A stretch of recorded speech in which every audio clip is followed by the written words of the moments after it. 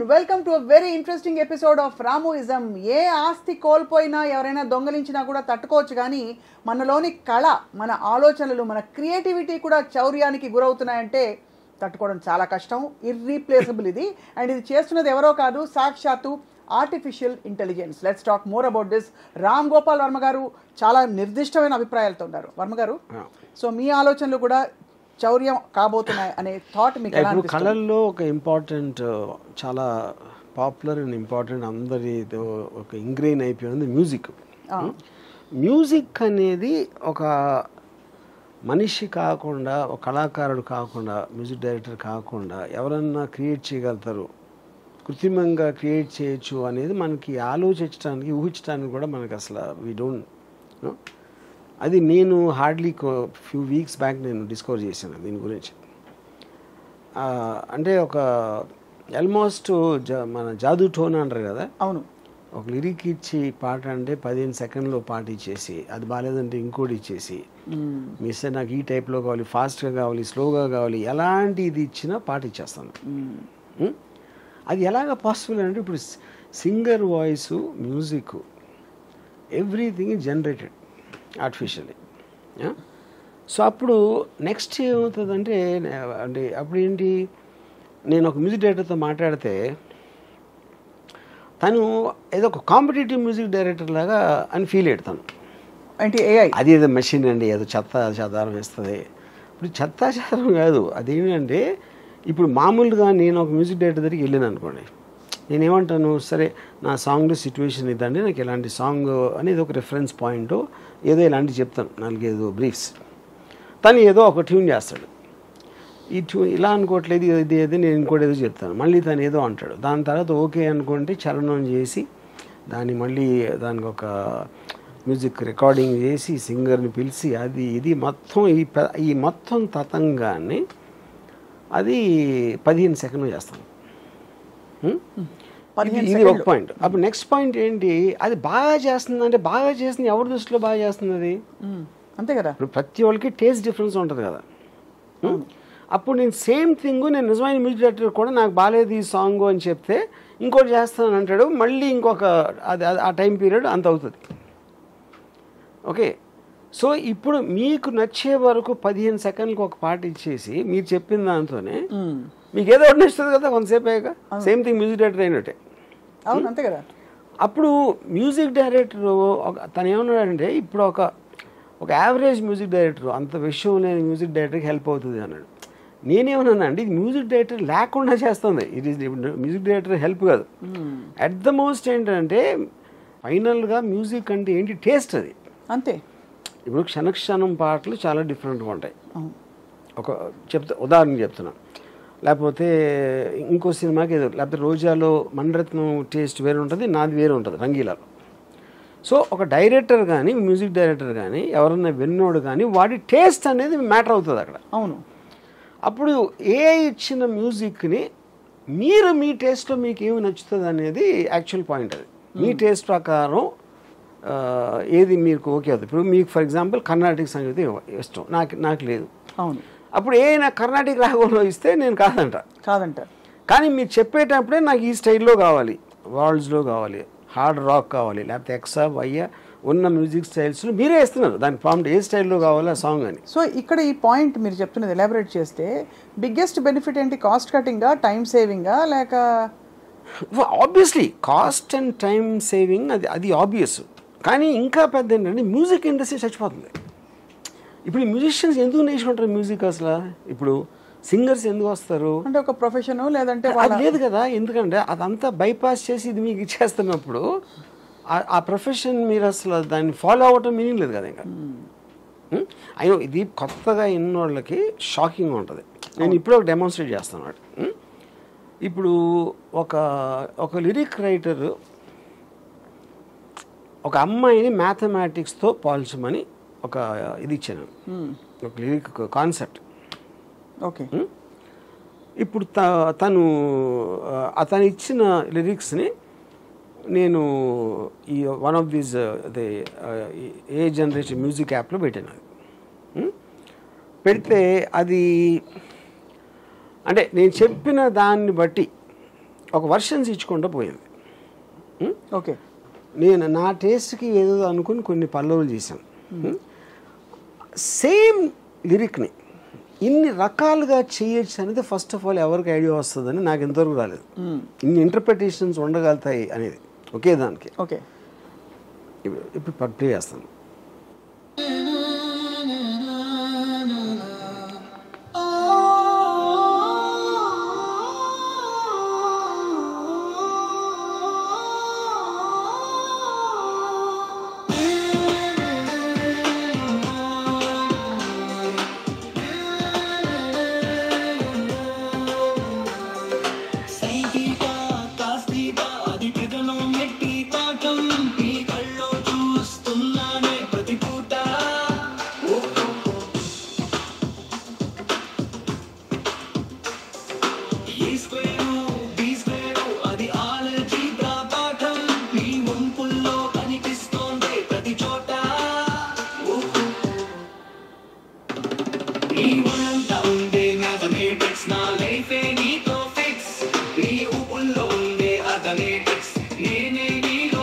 ఇదొకటి.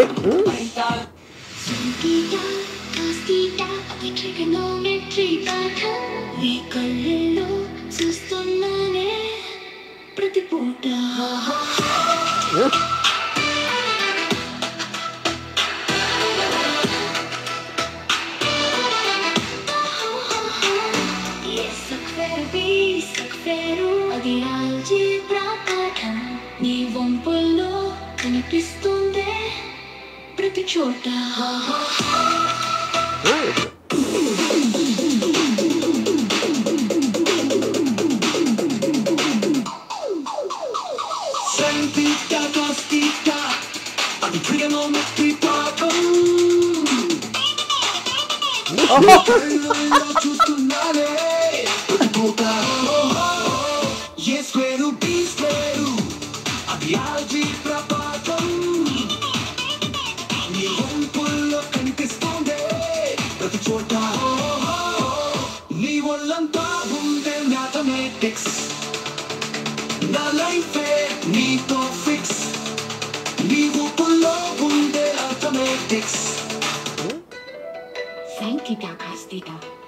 అది ట్రిగనోమెట్రీ పాఠం నీ కళ్ళల్లో చూస్తున్నానే ప్రతి పూట.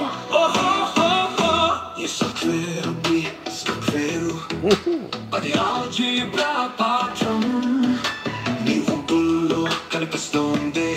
అప్పుడు లక్షణంగా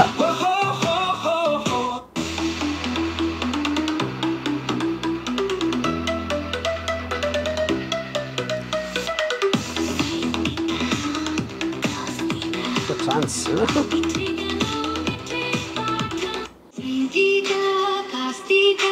ట్రిగనోమెట్రీ పాఠం నీ కళ్ళల్లో చూస్తున్నానే ప్రతి పూట.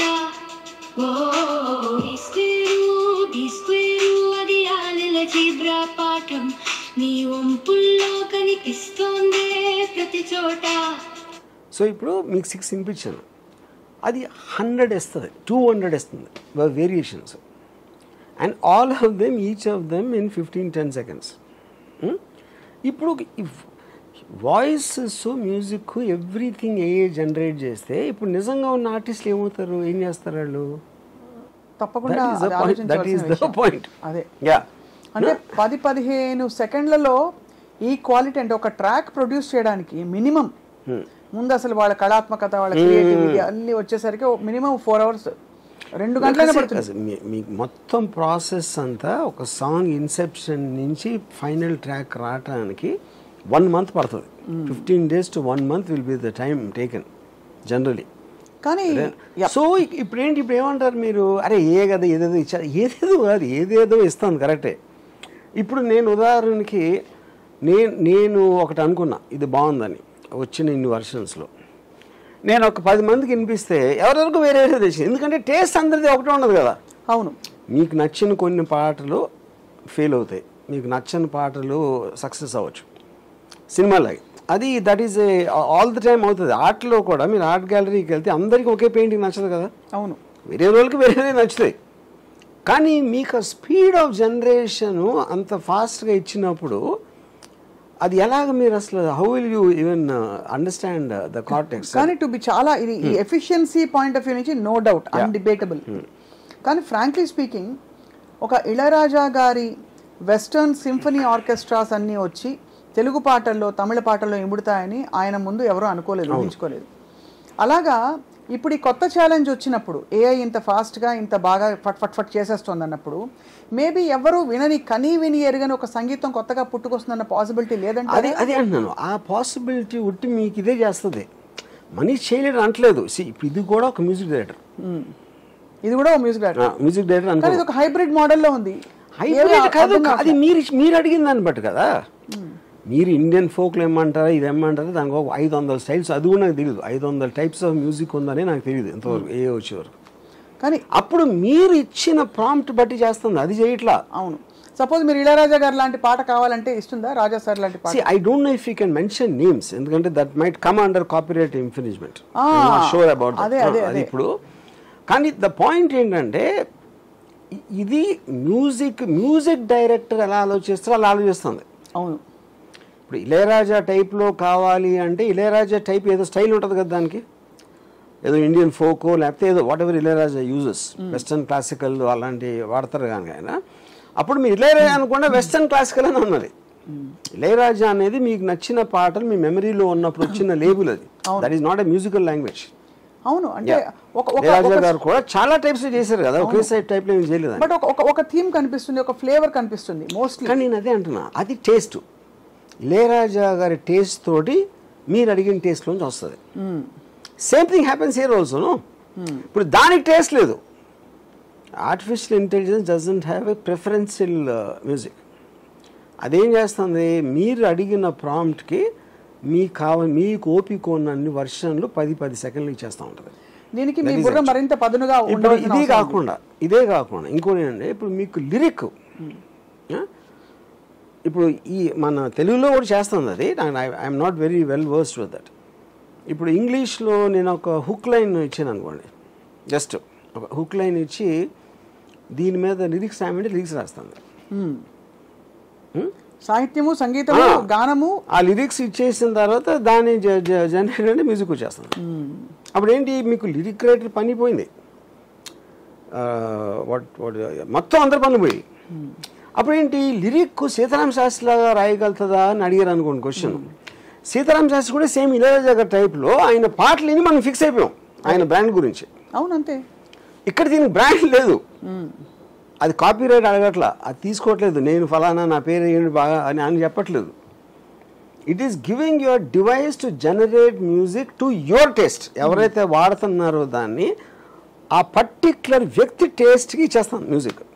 మీరు చెప్పే కీవర్డ్స్ని బట్టి మీరు అంటే మీకు స్టైల్ కావాలి, నాకు మేలా ఫీమేలా ఇదా అదా అని ఇలాంటి అన్ని తీసుకొని బేసిక్గా.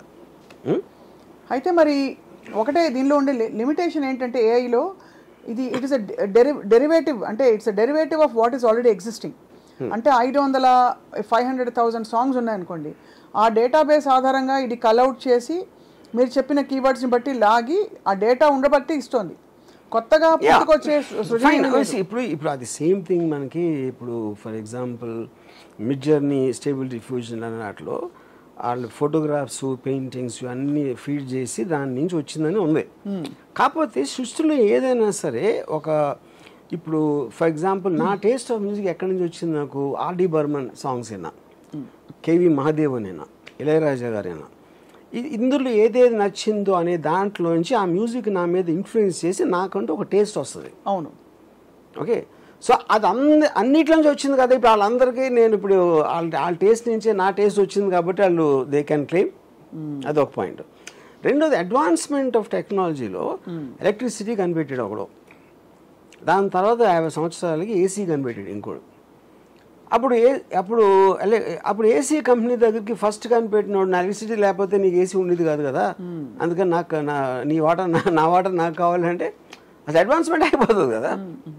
సో బేసిక్గా ఇంకోటి ఏంటంటే, ఇప్పుడు అది ఎక్కడి నుంచి మనం ఇచ్చిన ప్రాంప్ట్ ఏంటి, ఏమడుగుతున్నాం, అది ఎక్కడి నుంచి తీసుకుంది అని చేసిన వాళ్ళు కూడా తెలియదు. అదే అప్పుడు దాన్ని అది ఏమవుతుందంటే, ఒక చాలా సింప్లిస్టిక్ ఎగ్జాంపుల్, నా దగ్గర ఏదో దొంగలు ఇచ్చారు, ఎవరో మీ దగ్గర ఒక బంగారం లేదు, ఇంకా 500 మంది దగ్గర దొంగలు ఇచ్చి అదంతా మెల్ట్ చేసేసి అది వేరే ఆభరణాలు చేసిండు అంతే. ఆ వేరే ఆభరణాలు చేసి వేరే వేరే వాళ్ళు తీసుకుంటున్నారు. అది అప్పుడు నేను నా ఆభరణం ఎక్కడ ఉందో నాకు తెలీదు, దాంట్లోంచి వచ్చేది ఆ ఇంటర్లో నాది అది చెప్పడానికి వీల్లేదు, అది వాళ్ళకే తెలీదు ఎక్కడి నుంచి వచ్చిందని. ఇప్పుడు ఇది కొత్త టెక్నాలజీ కాబట్టి దానికి సంబంధించిన లాస్ కూడా లేవు అబ్సల్యూట్గా. ఇప్పుడు ప్రతి మనిషి మీకున్న నాలెడ్జ్ మొత్తం కూడా ఏదో బుక్కో ఎవడో ఏదో అన్నాడు, లేకపోతే ఇది ఎక్కడో చూశారు, ఏదో ఒక సోర్స్ నుంచి వస్తుంది కదా మీకు వచ్చిన నాలెడ్జ్, ఐక్యూ లెవెల్ కానీ everything is a sum total of what you gathered over a period of time. Everything అదే. అప్పుడు వాళ్ళందరూ వచ్చి నువ్వు ఆ రోజు నువ్వు నా క్లాస్మేట్ కాబట్టి నేను మాట్లాడిన దాంట్లో ఇన్ఫ్లుయెన్స్ అయ్యావు నువ్వు, అదే నువ్వు సినిమాలో పెట్టావు అని ఆడు క్లెయిమ్ చేసినట్టు ఉంటుంది. కాబట్టి ఇప్పుడు స్వయంభూగా వస్తున్న ఈ న్యూయెస్ట్ మ్యూజిక్ డైరెక్టర్కి మ్యూజిక్ డైరెక్టర్ మీనింగ్ లేదు అసలు. ఇంకా ఇదే మ్యూజిక్ డైరెక్టర్ మీరు చెప్పారు అంతే, ఇదే మ్యూజిక్ డైరెక్టర్. ఇప్పుడు కొత్తగా మ్యూజిక్ కెరియర్ నేను ఫాలో అవుతాను, మ్యూజిక్ కెరియర్ నేను మొదలెడతాను అంతకన్నా మూర్ఖత్వం ఉండదు. దానికి ఇంకోటి ఏంటంటే ఇప్పటికీ నేను చాలామంది మ్యూజిక్ డైరెక్టర్స్తో మాట్లాడాను దీని గురించి. వాళ్ళు ఇమ్మీడియట్ రియాక్షన్ ఏంటంటే అది ఏదో కాంపిటీషన్ లాగా ఫీల్ అవుతున్నారు. ఇప్పుడు ఏ టెక్నాలజీ కొత్తగా వచ్చినా కూడా అది పాత టెక్నాలజీ అన్నిటిని దెబ్బతీసేస్తుంది. టెక్నాలజీ వరకు ఓకే, ఆర్ట్స్ అనేది ఎవడు అనుకోలే ఎంతో. Art is different thing. ఇప్పుడు ఫర్ ఎగ్జాంపుల్ ఎడిటింగ్లో మూవీ అలా అని ఒకటి ఉండేది. మూవీ అలా నుంచి స్టీన్ బేక్ అని ఒకటి వచ్చింది. మూవీలో ఆపరేటర్ అందరూ వెళ్ళిపోయారు, అది వాళ్ళకి తెలియదు స్టీన్ బేక్ ఎలా ఆపరేట్ చేయాలో. దాని నుంచి నేర్చుకోవటానికి వాళ్ళకున్న అలవాటు నుంచి బ్రేక్ అవే అయ్యి ఇక్కడికి వచ్చి మళ్ళీ ఇది నేర్చుకోవాలంటే వాళ్ళకి they don't have that motivation. అదొకటి. మళ్ళీ యావిడ్ వచ్చింది, యావిడ్ రాగానే వీళ్ళందరూ పోయారు అంతే. ఇంకా ముందు వెనక్కి వెళ్తే ఇప్పుడు సమురాయ్ వారియర్స్ ఉండేవారు జపాన్లో. వాళ్ళు ఆల్మోస్ట్ 12 years ప్రాక్టీస్ చేశారు, రోజుకి 12 hours 15 hours. వాళ్ళు కత్తులు, వాళ్ళు ప్రిన్సిపల్ ప్రొటెక్షన్ ఫోర్స్ మాట. గన్ను కనిపెట్టినప్పుడు వాళ్ళందరూ పోయారు, ఎందుకంటే గన్ను 30 feet నుంచి కాలుస్తుంది, ఈ సోడ్ లెంగ్త్ 4 feet ఉంటుంది. So everything in advancement is going to kill people, kill something of the people. Yes, previous system. So దాంట్లో భాగంగానే అది ఇప్పుడు మ్యూజిక్లోకి వచ్చి మ్యూజిక్ జనరేట్ చేసి పాట క్రియేట్ చేస్తుందంటే అసలు అది అన్ఇమాజిన్డ్. అంటే ఆల్మోస్ట్ విఠలాచార్య సినిమాలో అది. ఇప్పుడు నాకు ఒక even 1 year back 6 months back ఎవరన్నా చెప్పినా నేను బిలీవ్ చేసి ఉండేది ఇలాంటిది అవ్వచ్చు. Rapid. You can generate voices of dead singers, లేకపోతే మీరు మీ వాయిస్ ఫీడ్ చేస్తే మీతో పాటు చేస్తుంది. అండ్ అది సెకండ్స్లో. సో ఇప్పుడు నేను ఒక సాంగ్ చేయాలంటే ఒక మ్యూజిక్ డైరెక్టర్ దగ్గరికి వెళ్ళి అతను పిలిచి నీకు ఎప్పుడు టైం ఉంది అతను రమ్మని చెప్పు, నేను అక్కడికి వెళ్ళు, సిట్టింగ్ వేయాలి ముందు, సిట్టింగ్ వెళ్ళి మాట్లాడి ఏం చేస్తున్నారు, వాడికి టైం ఉందా లేదా, వాడెంత బిజీ, అన్నీ చూసుకునే బదులు నేను పొద్దున్న కాఫీ తాగుతా 5-6 పాటలు చేసేస్తే నా టేస్ట్కి అది దట్ మైట్ నాట్ వర్క్. మీకు ఇచ్చాలంటే మామూలు నాకు ఇచ్చాలి కదా, ఎవరికైనా అది ఇచ్చాలి కదా. మ్యూజిక్ డైరెక్టరు ఇప్పుడు మ్యూజిక్ డైరెక్టర్ చేసినప్పుడు అన్ని హిట్ అవ్వవు కదా, కొన్ని హిట్ అవుతాయి. ద పాయింట్ ఏంటంటే ఎవరైతే అడుగుతున్నారో వాడి టేస్ట్కి తగినట్టు ఇవ్వగలిగితే ఇంక మ్యూజిక్ డైరెక్టర్ ఎక్కడ పాయింట్ అక్కడ. But don't you think sir man kind సరే రీప్లేసబుల్ యాజ్ అ ఏం చెప్పాలి, యాజ్ అ ప్రొఫెషన్ అవన్నీ ఓకే, బట్ మనిషికి పని పెంచుకుని పని సృష్టించుకుని ఎంగేజ్ అవ్వడం లైఫ్తో ఇష్టం. సో ఫర్ ఎగ్జాంపుల్ మనకు అన్ని ఇన్స్టెంట్ ఫుడ్లు దొరుకుతాయి, బయట స్విగ్గీ ఉంది, అయినా కూడా ఇంట్లో వంటలు పెట్టుకుని వంట చేసుకునే వాళ్ళు ఉంటారు కదా, ఏదో ఒక సెంటిమెంటో ఏదో ఒకటి అక్కడ అది మీకు ఇప్పటికీ ఉంది కదా ఛాన్స్. అది ఇక్కడ పాయింట్ ఏంటంటే కారు ఉన్నా సరే నేను నడిచి వెళ్తానంటే అన్నట్టు ఉంది. అది నీకు డెస్టినేషన్కి వెళ్ళటానికి నడిచి వెళ్ళొచ్చు, వీలైతే డిస్టెన్స్ బట్టి, లేకపోతే కార్లో వెళ్ళొచ్చు. అవును, కారు మీ దగ్గర ఉన్నా నేను నడిచి వెళ్తాను అన్నట్టు ఉంది మీరు చెప్పేది. అంతేనా? అంతే కదా.